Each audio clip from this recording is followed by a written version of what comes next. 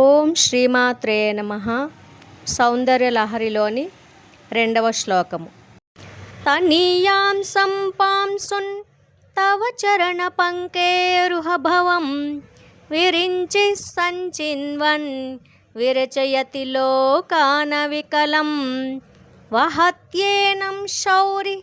కథమపి సహస్రేణ శిరసాం హరసంక్షుద్యైనం భజతి భసితో దూలన విధిం. తనీయాం సంపాంసున్ తవ చరణ పంకేరుహభవం విరించి సంచిన్వన్ విరచయతి లోకాన వికలం వహత్యేనం శౌరి కథమపి సహస్రేణ శిరసాం హరసంక్షుద్యైనం భజతి భసితో దూలన విధిం. తనీయాం సంపాంసున్ తవ చరణ పంకేరుహభవం విరించి సంచిన్వన్ విరచయతి లోకాన వికలం వహత్యేనం శౌరి కథమపి సహస్రేణ శిరసాం హరసంక్షుద్యైనం భజతి భసితో దూలన విధిం. తనీయాం సంపాంసున్ తవ చరణ పంకేరుహభవం విరించి సంచిన్వన్ విరచయతి లోకాన వికలం వహత్యేనం శౌరి కథమపి సహస్రేణ శిరసాం హరసంక్షుద్యైనం భజతి భసితో దూలన విధిం. తనీయాం సంపాంసున్ తవ చరణ పంకేరుహభవం విరించి సంచిన్వన్ విరచయతి లోకాన వికలం వహత్యేనం శౌరి కథమపి సహస్రేణ శిరసాం హరసంక్షుద్యైనం భజతి భసితో దూలన విధిం. తనీయాం సంపాంసున్ తవ చరణ పంకేరుహభవం విరించి సంచిన్వన్ విరచయతి లోకాన వికలం వహత్యేనం శౌరి కథమపి సహస్రేణ శిరసాం హరసంక్షుద్యైనం భజతి భసితో దూలన విధిం. తనీయాం సంపాంసున్ తవ చరణ పంకేరుహభవం విరించి సంచిన్వన్ విరచయతి లోకాన వికలం వహత్యేనం శౌరి కథమపి సహస్రేణ శిరసాం హరసంక్షుద్యైనం భజతి భసితో దూలన విధిం. తనీయాం సంపాంసున్ తవ చరణ పంకేరుహభవం విరించి సంచిన్వన్ విరచయతి లోకాన వికలం వహత్యేనం శౌరి కథమపి సహస్రేణ శిరసాం హరసంక్షుద్యైనం భజతి భసితో దూలన విధిం. తనీయాం సంపాంసున్ తవ చరణ పంకేరుహభవం విరించి సంచిన్వన్ విరచయతి లోకాన వికలం వహత్యేనం శౌరి కథమపి సహస్రేణ శిరసాం హరసంక్షుద్యైనం భజతి భసితో దూలన విధిం. తనీయాం సంపాంసున్ తవ చరణ పంకేరుహభవం విరించి సంచిన్వన్ విరచయతి లోకాన వికలం వహత్యేనం శౌరి కథమపి సహస్రేణ శిరసాం హరసంక్షుద్యైనం భజతి భసితో దూలన విధిం. తనీయాం సంపాంసున్ తవ చరణ పంకేరుహభవం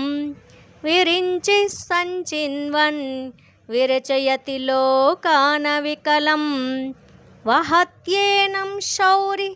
కథమపి సహస్రేణ శిరసాం హరసంక్షుద్యైనం భజతి భసితో దూలన విధిం. तनीयां सम्पांसुन् तव चरणपङ्केरुहभवं विरिञ्चिः सञ्चिन्वन् विरचयति लोकानविकलं वहत्येनं शौरि कथमपि सहस्रेण शिरसां हरसंक्षोध्यैनं भजति भसितो धूलनविधिं तनीयां सम्पांसुन् तव चरणपङ्केरुहभवं विरिञ्चिः सञ्चिन्वन् विरचयति लोकानविकलं वहत्येनं शौरि कथमपि सहस्रेण शिरसां हरसंक्षोध्यैनं भजति भसितो धूलनविधिं तनीयां सम्पांसुन् तव चरणपङ्केरुहभवं विरिञ्चिः सञ्चिन्वन् विरचयति लोकानविकलं वहत्येनं शौरि कथमपि सहस्रेण शिरसां हरसंक्षोध्यैनं भजति भसितो धूलनविधिं तनीयां सम्पांसुन् तव चरणपङ्केरुहभवं विरिञ्चिः सञ्चिन्वन् विरचयति लोकानविकलं वहत्येनं शौरि कथमपि सहस्रेण शिरसां हरसंक्षोध्यैनं भजति भसितो धूलनविधिं तनीयां सम्पांसुन् तव चरणपङ्केरुहभवं विरिञ्चिः सञ्चिन्वन् विरचयति लोकानविकलं वहत्येनं शौरि कथमपि सहस्रेण शिरसां हरसंक्षोध्यैनं भजति भसितो धूलनविधिं तनीयां सम्पांसुन्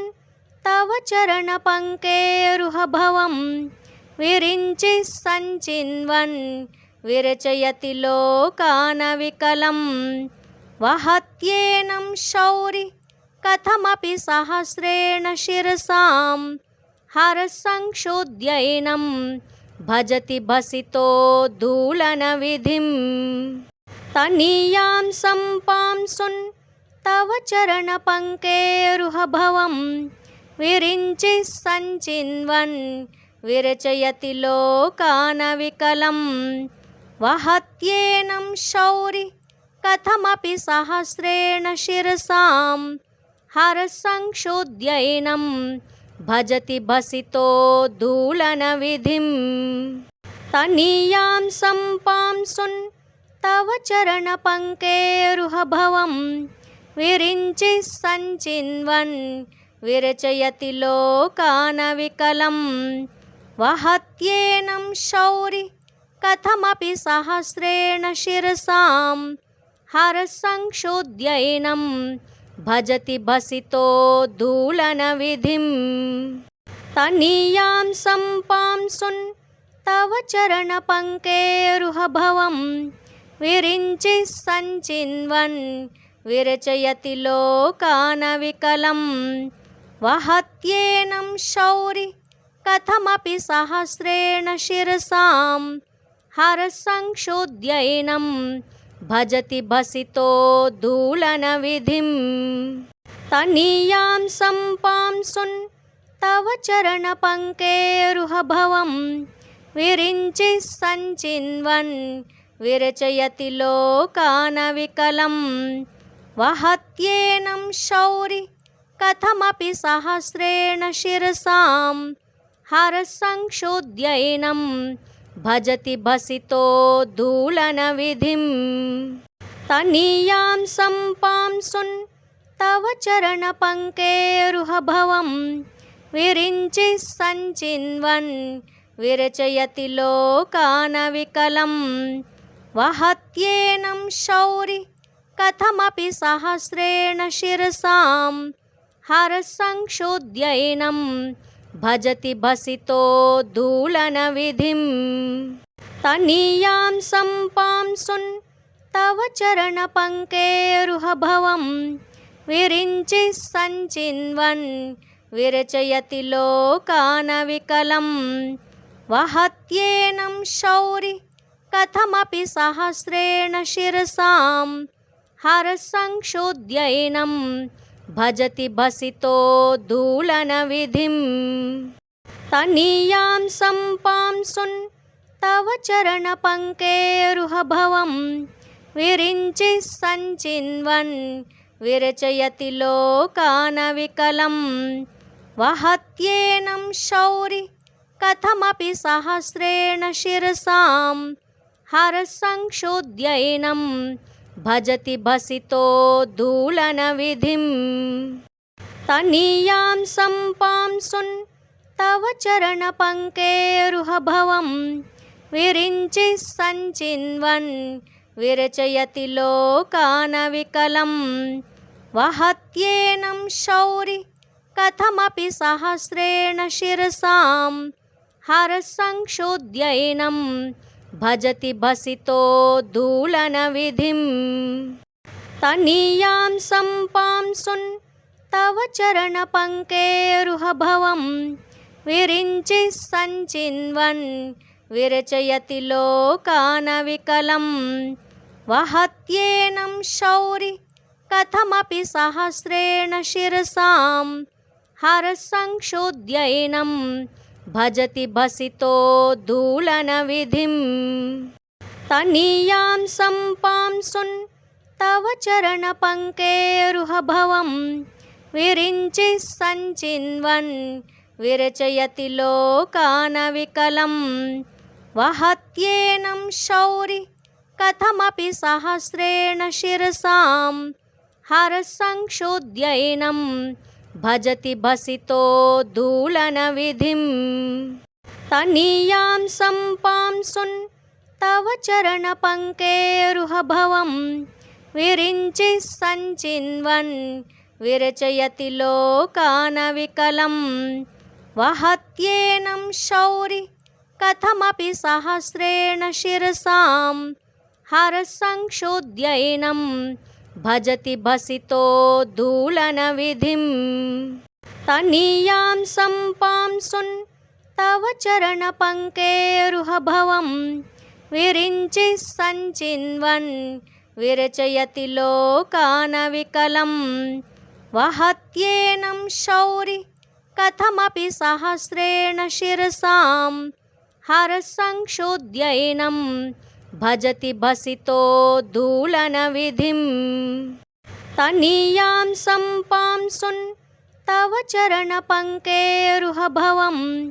विरिञ्चिः सञ्चिन्वन् विरचयति लोकानविकलं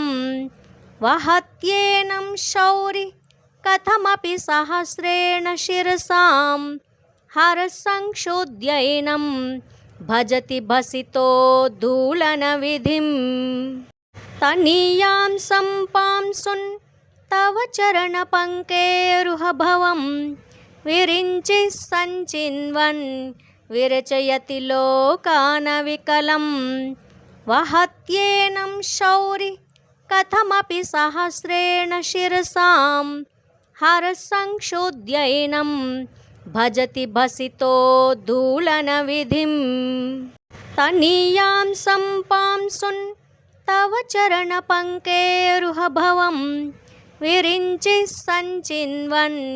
विरचयति लोकानविकलं वहत्येनं शौरि कथमपि सहस्रेण शिरसां हरसंक्षुद्यैनं भजति भसितोद्धूलनविधिं तनीयां सम्पांसुन् तव चरणपङ्केरुहभवं विरिञ्चिः सञ्चिन्वन् विरचयति लोकानविकलं वहत्येनं शौरि कथमपि सहस्रेण शिरसां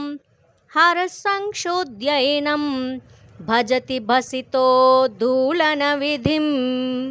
तनीयां सम्पांसुन् तव चरणपङ्केरुहभवं विरिञ्चिः सञ्चिन्वन् विरचयति लोकानविकलं वहत्येनं शौरि कथमपि सहस्रेण शिरसां हरसंक्षोध्यैनं भजति भसितो धूलनविधिं तनीयां सम्पांसुन् तव चरणपङ्केरुहभवं विरिञ्चिः सञ्चिन्वन् विरचयति लोकानविकलं वहत्येनं शौरि कथमपि सहस्रेण शिरसां हरसंक्षोध्यैनं भजति भसितो धूलनविधिं तनीयां सम्पांसुन् तव चरणपङ्केरुहभवं विरिञ्चिः सञ्चिन्वन् विरचयति लोकानविकलं वहत्येनं शौरि कथमपि सहस्रेण शिरसां हरसंक्षोध्यैनं भजति भसितो धूलनविधिं तनीयां सम्पांसुन् तव चरणपङ्केरुहभवं विरिञ्चिः सञ्चिन्वन् विरचयति लोकानविकलं वहत्येनं शौरि कथमपि सहस्रेण शिरसां हरसंक्षोध्यैनं भजति भसितो धूलनविधिं तनीयां सम्पांसुन् तव चरणपङ्केरुहभवं विरिञ्चिः सञ्चिन्वन् विरचयति लोकानविकलं वहत्येनं शौरि कथमपि सहस्रेण शिरसां हरसंक्षोध्यैनं भजति भसितो धूलनविधिं तनीयां सम्पांसुन् तव चरणपङ्केरुहभवं विरिञ्चिः सञ्चिन्वन् विरचयति लोकानविकलं वहत्येनं शौरि कथमपि सहस्रेण शिरसां हरसंक्षोध्यैनं भजति भसितो धूलनविधिं तनीयां सम्पांसुन् तव चरणपङ्केरुहभवं विरिञ्चिः सञ्चिन्वन् विरचयति लोकानविकलं वहत्येनं शौरि कथमपि सहस्रेण शिरसां हरसंक्षोध्यैनं भजति भसितो धूलनविधिं तनीयां सम्पांसुन्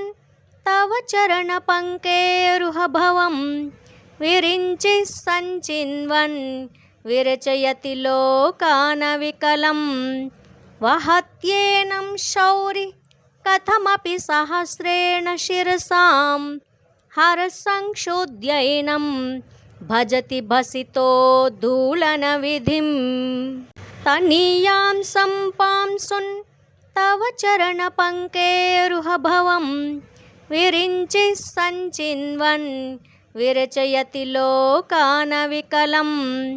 वहत्येनं शौरि कथमपि सहस्रेण शिरसां हरसंक्षोध्यैनं भजति भसितो धूलनविधिं तनीयां सम्पांसुन् तव चरणपङ्केरुहभवं विरिञ्चिः सञ्चिन्वन् विरचयति लोकानविकलं वहत्येनं शौरि कथमपि सहस्रेण शिरसां हरसंक्षोध्यैनं भजति भसितो धूलनविधिं तनीयां सम्पांसुन् तव चरणपङ्केरुहभवं विरिञ्चिः सञ्चिन्वन् विरचयति लोकानविकलं वहत्येनं शौरि कथमपि सहस्रेण शिरसां हरसंक्षोध्यैनं भजति भसितो धूलनविधिं तनीयां सम्पांसुन् तव चरणपङ्केरुहभवं विरिञ्चिः सञ्चिन्वन् विरचयति लोकानविकलं वहत्येनं शौरि कथमपि सहस्रेण शिरसां हरसंक्षोध्यैनं भजति भसितो दूलनविधिं तनीयां सम्पांसुन् तव चरणपङ्केरुहभवं विरिञ्चिः सञ्चिन्वन् विरचयति लोकानविकलं वहत्येनं शौरि कथमपि सहस्रेण शिरसां हरसंक्षुद्यैनं भजति भसितो दूलनविधिं तनीयां सम्पांसुन् तव चरणपङ्केरुहभवं विरिञ्चिः सञ्चिन्वन् विरचयति लोकानविकलं वहत्येनं शौरि कथमपि सहस्रेण शिरसां हरसंक्षुद्यैनं भजति भसितो दूलनविधिं तनीयां सम्पांसुन् तव चरणपङ्केरुहभवं विरिञ्चिः सञ्चिन्वन् विरचयति लोकानविकलं वहत्येनं शौरि कथमपि सहस्रेण शिरसां हरसंक्षुद्यैनं भजति भसितो दूलनविधिं तनीयां सम्पांसुन् तव चरणपङ्केरुहभवं विरिञ्चिः सञ्चिन्वन् विरचयति लोकानविकलं वहत्येनं शौरि कथमपि सहस्रेण शिरसां हरसंक्षुद्यैनं भजति भसितो दूलनविधिं तनीयां सम्पांसुन् तव चरणपङ्केरुहभवं विरिञ्चिः सञ्चिन्वन् विरचयति लोकानविकलं वहत्येनं शौरि कथमपि सहस्रेण शिरसां हरसंक्षुद्यैनं भजति भसितो दूलनविधिं तनीयां सम्पांसुन् तव चरणपङ्केरुहभवं विरिञ्चिः सञ्चिन्वन् विरचयति लोकानविकलं वहत्येनं शौरि कथमपि सहस्रेण शिरसां हरसंक्षुद्यैनं भजति भसितो दूलनविधिं तनीयां सम्पांसुन् तव चरणपङ्केरुहभवं विरिञ्चिः सञ्चिन्वन् विरचयति लोकानविकलं वहत्येनं शौरि कथमपि सहस्रेण शिरसां हरसंक्षुद्यैनं भजति भसितो दूलनविधिं तनीयां सम्पांसुन् तव चरणपङ्केरुहभवं विरिञ्चिः सञ्चिन्वन् विरचयति लोकानविकलं वहत्येनं शौरि कथमपि सहस्रेण शिरसां हरसंक्षुद्यैनं भजति भसितो दूलनविधिं तनीयां सम्पांसुन् तव चरणपङ्केरुहभवं विरिञ्चिः सञ्चिन्वन् विरचयति लोकानविकलं वहत्येनं शौरि कथमपि सहस्रेण शिरसां हरसंक्षुद्यैनं भजति भसितो दूलनविधिं।